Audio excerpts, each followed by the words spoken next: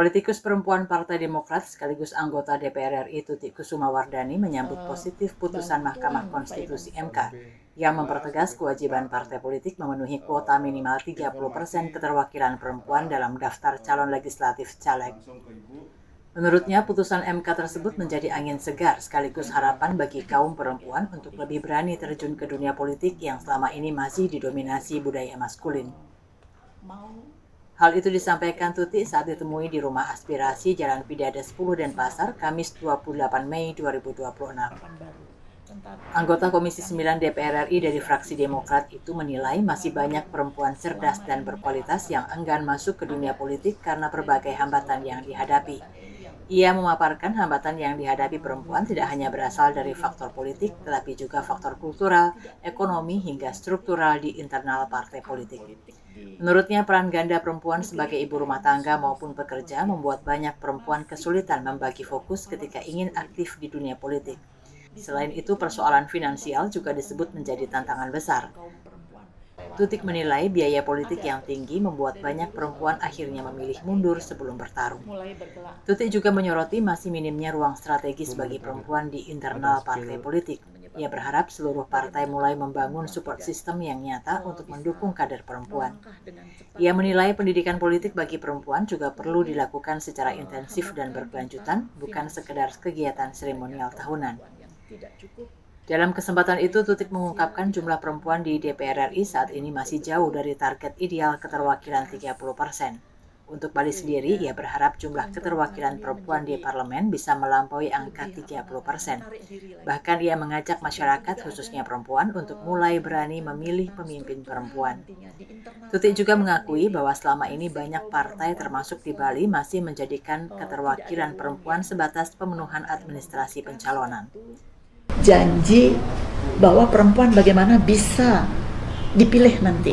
Nah, ini kan perlu ada pendidikan di dunia politik ya, yang dilakukan secara intens tentunya, tidak sekali dalam setahun. Pendidikan politik untuk kaum muda dan terutama untuk kaum perempuannya. Di samping itu juga tentu saya berharap bagaimana di semua partai agar ada support system. Jadi dukungan sistem yang bisa memperkuat kaum perempuan ini tertarik masuk ke sebuah partai politik. Support sistemnya bagaimana? Berikan pada saat pencalegan mereka nomor urut yang strategis agar bisa kaum perempuan ini merasa dirinya dihargai dan ada harapan untuk keterpilihannya.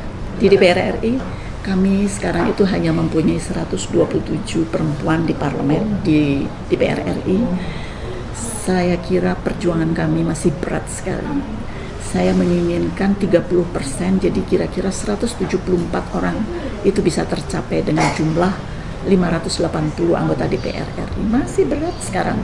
Apalagi, mohon maaf, saya sangat mengharapkan perempuan-perempuan di luar sana yang mempunyai suatu kecerdasan dan kualitas lah yang bisa masuk sebagai anggota DPR. Kalau di Bali sendiri harapannya berapa nanti Bu keterwakilan perempuan? Ya tentu harapannya lebih dari 30%, kalau bisa ayo dong. Karena penduduk perempuan adalah menurut data BPS ini 49,5%. Sudah hampir imbang kan dengan kaum laki-laki. Ayo di mana masyarakat perempuan?